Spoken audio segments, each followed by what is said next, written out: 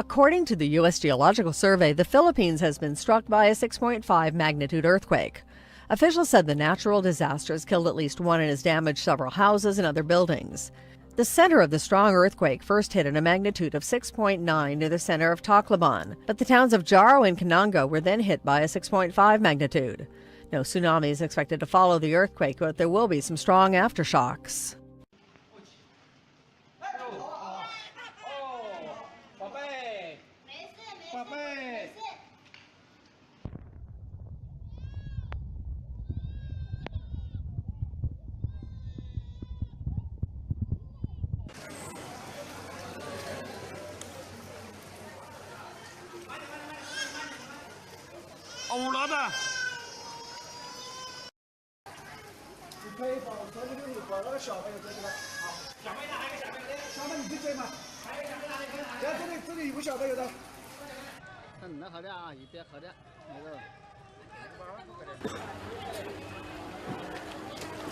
To 3 meters deep. 3 days of heavy rain fed by Typhoon Nanmandol caused massive floods. Parts of the southern island of Kyushu were hit by nearly 600 millimeters of rain in just 2 days. That's nearly double the average in July. At least 500 people are believed to be stranded, cut off by floods and landslides. As the rain approached, 54,000 Japanese were evacuated from their homes. I see news about disasters on TV, but it's unbelievable that this has happened so close to us. It's really awful. This kind of disaster never happened around here. At least 12,000 emergency personnel are helping in the rescue and relief effort. Helicopters are essential because roads are cut and bridges washed away. More rain is expected on Saturday, but not as heavy. The government's warning residents to stay alert. The engagement of Japan's Princess Mako was supposed to take place here in Tokyo on Saturday, but because of these deadly floods in the south, it's been postponed. Scott Heidler, Al Jazeera, Tokyo.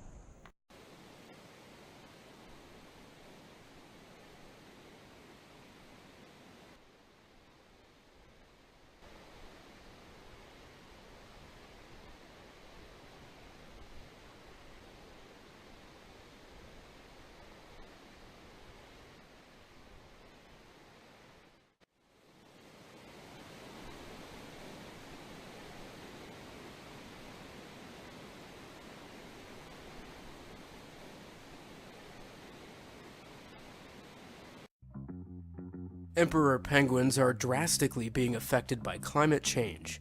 Scientists have predicted that if things keep going the way they are, emperor penguins will be extinct by the end of the century. According to sciencemag.org, previous research suggested that rapidly warming air and sea temperatures, which melt sea ice, might cause their numbers to plummet by as much as 19% by 2100. They say for the next 2 decades, emperor penguins will be able to migrate to more livable habitats, but those habitats will start depleting once 2050 comes around. A new study by the University of California, Riverside suggests drinking alcohol during pregnancy will not only affect the unborn child, but also future generations of children. Previous studies have shown that prenatal alcohol exposure affects the anatomy of the neocortex, the region of the brain responsible for complex behavior and cognition in humans. Kelly Huffman, psychology professor at the University of California, Riverside, said in a press release, "We suggest that FASD may be a heritable condition in humans." A shortage of honeybee, wasp, and hornet venom extract has allergists worried. The extract treats people who have potentially life-threatening allergies to stings by these insects. Allergy immunotherapy is one of the best therapies we have. This treatment can be protective in 99% of patients. It's scary they may limit their levels of outdoor activity, said Dr. Juan Garderas. He's a clinical assistant professor of allergy and clinical immunology at the UF College of Medicine. Due to the ongoing chaos surrounding the G20 summit on Friday, Melania Trump was unable to join her husband for the scheduled spousal program. The First Lady spokesperson released a statement saying, "The Hamburg police could not give us clearance to leave. She was prevented from participating in today's spousal program, which she was looking forward to." The protests began earlier in the week, but on Thursday escalated, even growing violent at one point after negotiations between police and protesters broke down. According to the Oklahoma City Police Department, a debate between Star Wars and Star Trek fans led to an assault arrest earlier this month. A police report from July 1st reads that a man named Jerome Dwayne White was arrested after arguing with another man about whether the Star Wars or Star Trek movies were better. Following the incident, the 23-year-old White was arrested for assault and battery, as well as 4 outstanding warrants. He was then subsequently transported to Oklahoma County Jail. Reuters has reported that French police evicted thousands of migrants living on sidewalks in an area of northern Paris as dawn broke on Friday. Many of them people who fled war or strife in countries as far away as Sudan, Eritrea, and Afghanistan.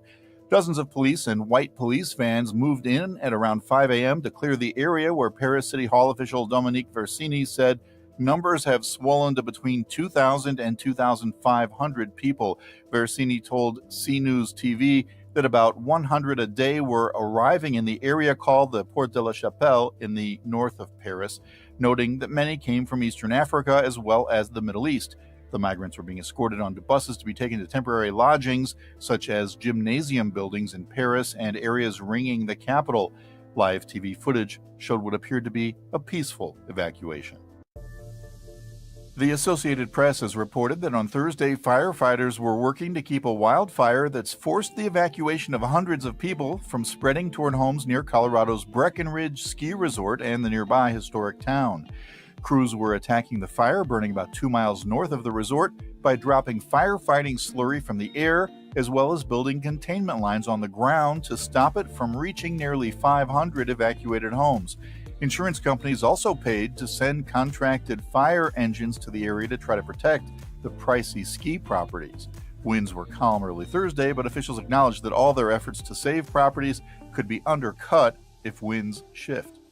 UNESCO is stepping into one of the world's most stubborn conflicts, and it isn't coming out unscathed. The Palestinians are asking it to declare Hebron and its Tomb of the Patriarchs endangered World Heritage Sites, but they're getting pushed back from Israel and the U.S. The Tomb of the Patriarchs is a historical Islamic site, but Israel also declares that it's an Israeli site because it's tied to Abraham.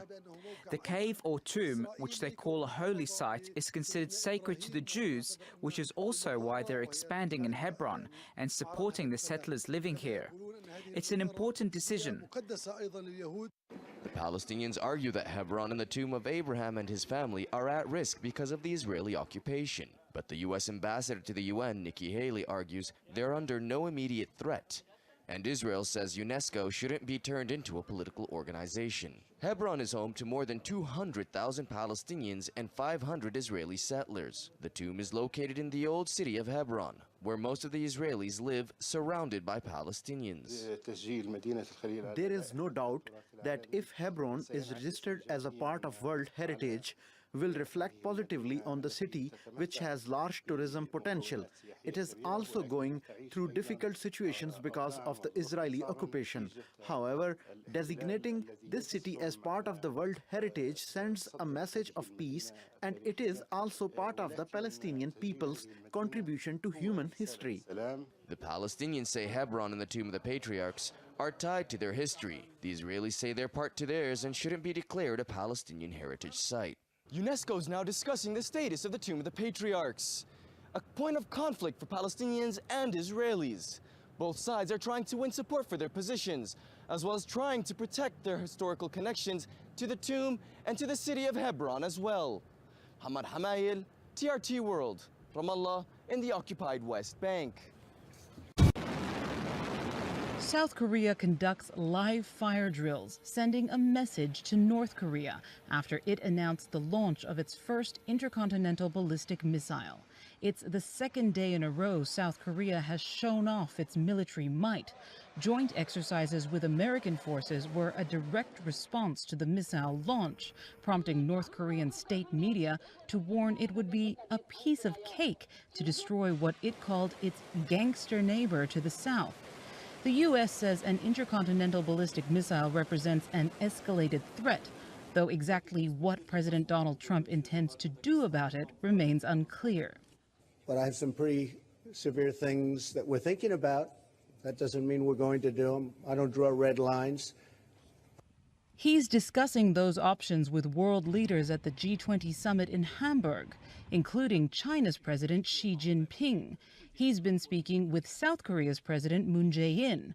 According to Chinese state media, Xi told Moon he should clear obstacles to the relationship between their two nations. China is unhappy about the U.S. missile defense system known as THAAD, already partially operational in South Korea. But Xi said he supports Moon's efforts to restart dialogue with Kim Jong-un's government. When the conditions are met, I am prepared to meet the North Korean ruler Kim Jong-un wherever and whenever. Among those conditions, freezing the development of nuclear weapons, something Kim Jong-un remains unwilling to do. President Moon Jae-in would prefer to engage with North Korea and find a resolution through dialogue, but he says the situation is getting worse and that he's concerned about the possibility of an armed conflict, a possibility that would be disastrous for people here in Seoul.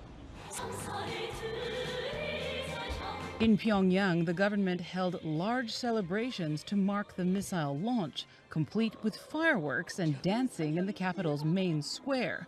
The possibility of hitting the U.S. with a nuclear weapon, reason enough in North Korea for a party. Kathy Novak, Al Jazeera, Seoul.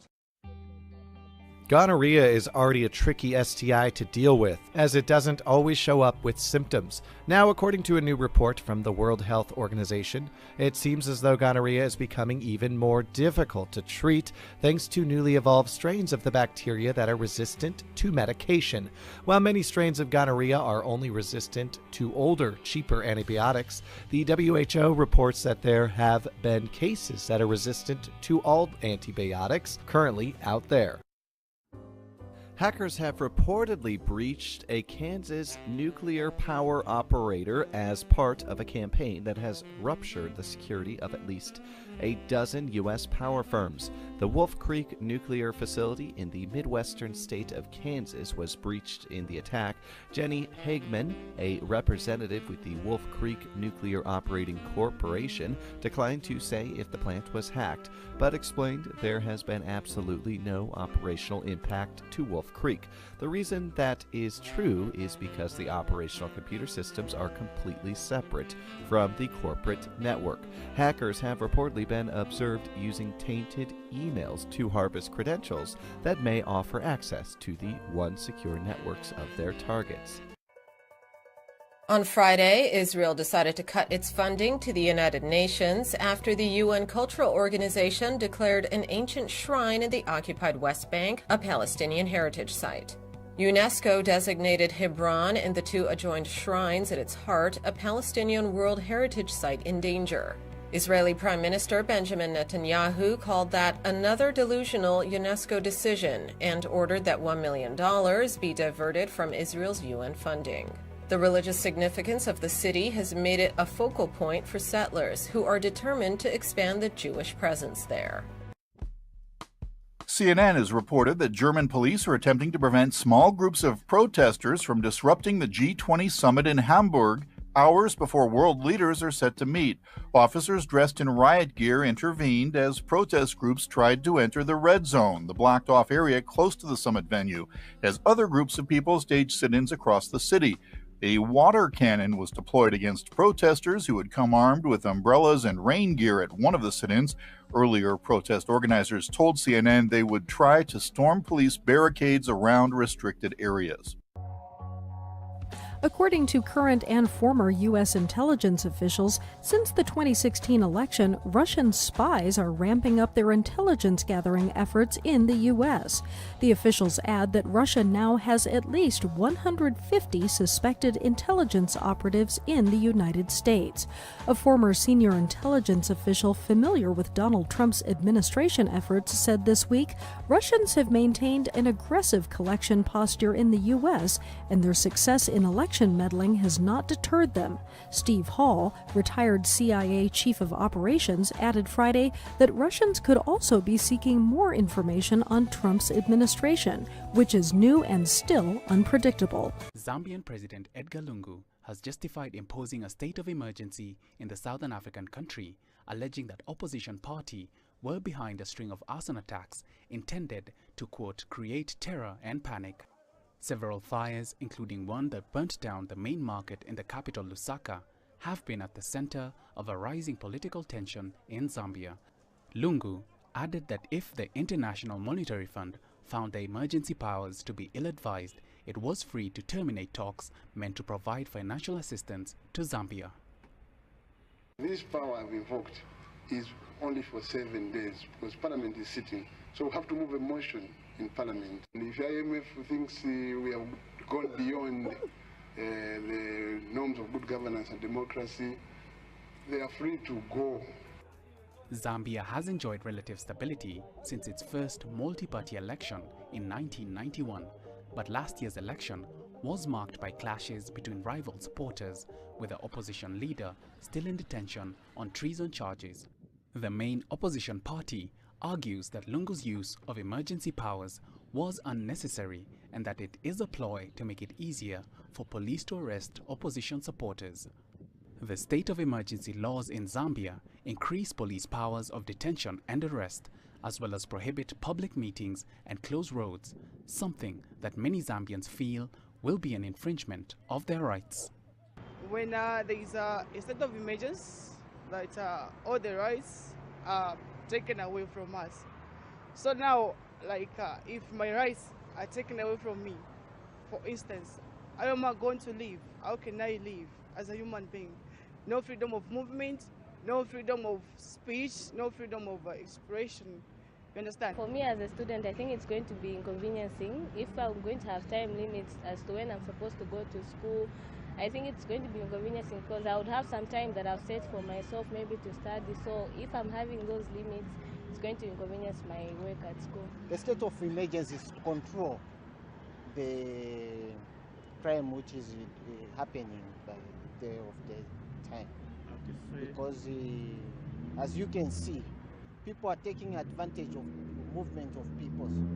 The country's last state of emergency was declared in 1997 by the then president Frederick Chiluba after an attempted coup. It was lifted the following year. Vic Chege, CGTN.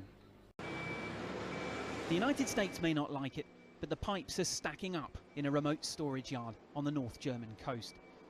Preparations for a controversial plan to send gas from Russia directly to Germany are well underway.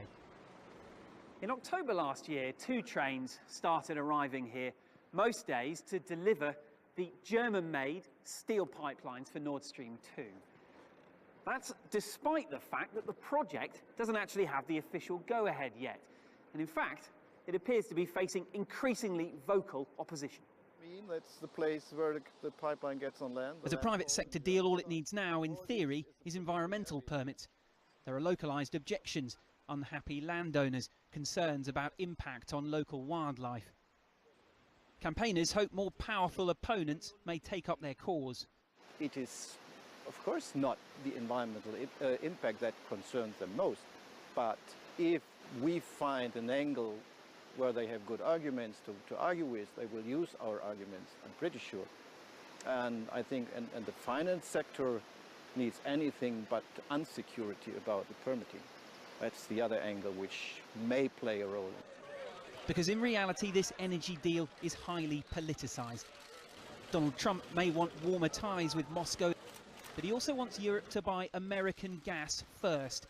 Analysts are calling it a policy of energy dominance. US diplomats don't quite put it like that. We would like to see diversification so that Europe is not wholly reliant on gas and oil, hydrocarbon supply from Russia. We want to see developments both in the North Sea, both in southern corridors as well. Many of Germany's European allies agree, but Berlin is furious, warning the US to back off. Those behind the project are confident it won't be held up. We are confident this will go ahead on schedule and that there won't be any delays. Leading experts aren't so sure. We might end up with a whole bunch of steel somewhere in the Baltics that lie there pretty empty because someone at the end of the pipe cannot come onto an agreement of how those molecules should enter the market. Officially, Nord Stream 2's future remains in the hands of its Russian owners and European investors. The man in the Oval Office may become a powerful ally for those looking to stop them. Guy Henderson, CGTN, Hamburg.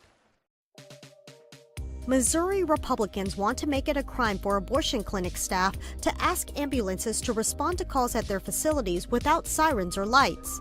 According to abortion rights advocates, the move is unnecessary. They see it as another veiled attempt to restrict access to abortion providers. According to Republican Senator Bob Onder, who's been involved in crafting the legislation, the proposal would establish a misdemeanor offense for clinic workers who make such requests that interfere with medical assistance. The offense would be punishable by up to a year in prison or a $2,000 fine. According to the Guttmacher Institute, a national research group that supports abortion rights, if approved, the law would be the first of its kind in the U.S.